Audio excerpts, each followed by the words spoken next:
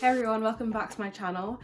This video is going to be the second part of the two-part series, How to Become a Doctor. If you haven't seen the first part of the series, I'll put a link up here, and in the description box down below, so I'd recommend that you watch that before watching this video. For the first video, I basically talk about the start of the journey to becoming a doctor, from around the end of GCSEs to the end of A-levels, and all the things you have to kind of do in that process to get into medical school. So in this video, I'm going to talk about medical school and beyond. Basically, it's a consultancy, which may or may not be your goal, but this video is here anyway. I'm going to try and go through it as quickly as possible and condense it down and hopefully make this video shorter than the last video, but I'm making no promises. So let's get into the video.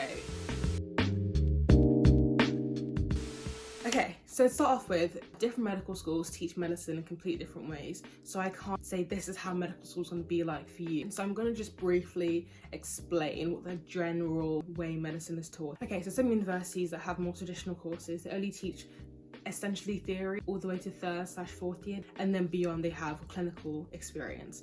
But other universities like Nottingham in particular, they do clinical placements from first year all the way through, but the clinical placements like increase as we, I guess, progress through the course. Some do more than others, but this is kind of the general consensus for most universities like Nottingham and Bristol and things like that. So if that's what university you want to go to, that might be something to consider, like I mentioned in the last video. I personally am quite glad we do clinical placements in year 1 because medicine is not easy to learn. It's sometimes really difficult to motivate yourself to keep going and keep learning, but I find that on clinical placements it reminds me like why I decided to do medicine, so it's like a nice motivating push every now and again. So despite which university you go to, at the end of the 5 or 6 years, every medical student needs to have at least the minimum requirements by the GMC, and it's called the GNC outcome for graduates. So although different universities have different ways of teaching the course, there's, like I mentioned in the first video, you also have to consider the intercalated year, which is where you take a year out to do basically a second degree. So when you graduate from medicine after the 5 or 6 years, you have 2 degrees. In some universities it's compulsory, which makes you stay there for 6 years, but some of them it's not compulsory, so you do it for 5 years. And some universities like Nottingham, they integrate the intercalated year into the 3rd year, so it's like an intercalated term. So you graduate at the end of 5 years instead of 6 years with a BMed Sci and a medical degree as well, which I personally quite enjoy. So even though universities are slightly different, there's like a general structure to it. So years 1 to 3 or 1 to 4, they're like called the preclinical years. So it's before you're basically learning in the hospital. This is like lectures, maybe a few placements here and there, or no placements at all. And then years 4 to 5 or 4 to 6, it's clinical years. You do a lot of your teaching in hospital and rotate around different departments. I'm talking about the intercalated year is because when you're applying to hospitals post 5th or 6th years, or even for specialty training courses later on, you need to do extra things to make yourself stand out and to improve your, I guess, CV or portfolio type thing. So doing things like extra work experience, or getting work of yours published and being part of research, or getting a second degree, it can give you more of an advantage because to a certain degree there is a sense of competition. So it's important to like keep that in mind. So at the end of the whole medical degree is when you have to start applying for your foundation year. I'm going to explain the application a bit more and then explain what the foundation years are afterwards. There are 2 parts of the application for foundation. You have to think of the educational performance measure and the situational judgment test. So for both of them you get a maximum of 50 points. Specifically looking at the educational performance measure, they give you points based on how well you did in your clinical years, so years 4 or 5 or 5 and 6, compared to the rest of your years. Well, they do it in deciles, a bit confusing, but like the higher up you are, essentially the more points you get.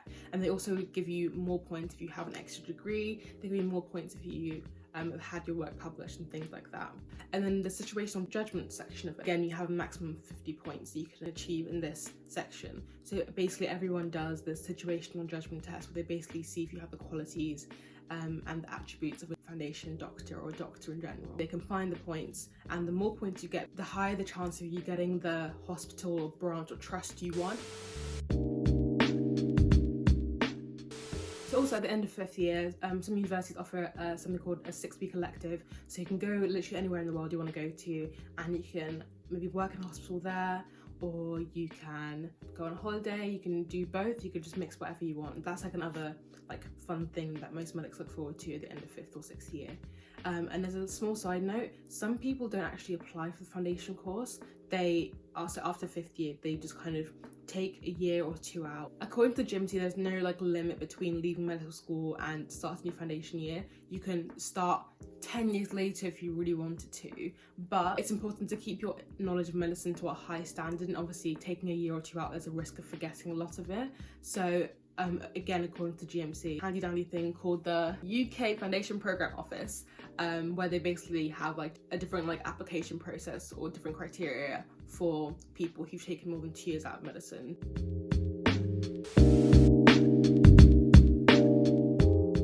Okay, so now you're in the foundation year. This is when you're around the age of 25 to 27. So the foundation year is meant to start the 1st of August for that year. For UK graduates, you typically apply to the 2-year foundation programme, which is F1 and F2, so it's 2 years long, and I'll elaborate on that like a little while. But also if you're a graduate from an international country coming into the UK, you can do something called a standalone F2, which is just like a 1-year foundation course. I'll put a link in the description below on like a bit more information about what that even means and like how you apply for that.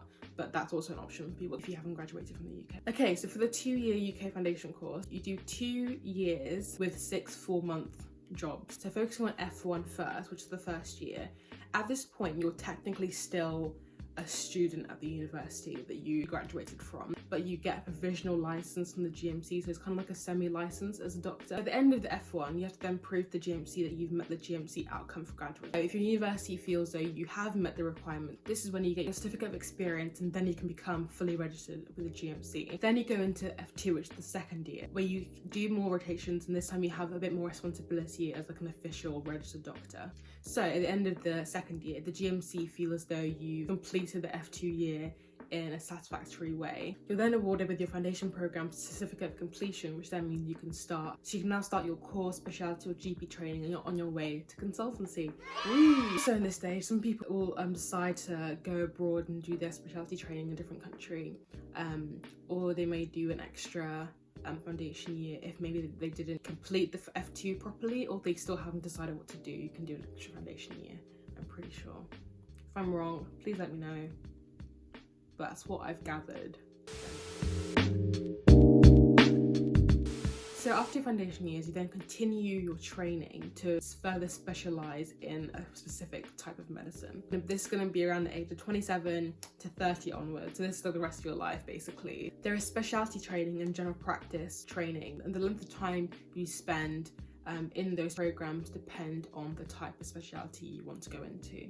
But you have to remember, to even get into these specialty courses is again competitive, especially for jobs such like surgery and things like that. There are certain specialties that are known to be quite competitive to get into. So for specialty training, there are 2 kind of ways you can approach it. You can either go through the run-through training program or the core program. The run-through program split into 2: specialised from GP, or a specific specialty in the hospital. So for paediatrics, obs and gynae, neurosurgery, things like that. So for the GP training, it normally lasts around 3 years. Other specialties, like more in the hospital, it's like 5 to 6 years of training for those specific roles. Then for the core training program, it's a bit different. So you do 2 or 3 years in the core training program, depending on the specialty. Then you have to apply for a higher specialty training program after the core program, to then become a consultant at the end of that. Post-core training is not always a guaranteed thing that you'll get into the higher specialty training programs. It's also, again, like I mentioned before, quite competitive to get into them. Another quick side note, if you want to go into higher specialty training for emergency medicine, general internal medicine, acute internal medicine, and anaesthesia, there's another type of core program you can go into called the Acute Care Common STEM. Acute Care Common STEM? Acute Common Care STEM? Acute Care Common STEM do first before then going on to this specific high specialty training program.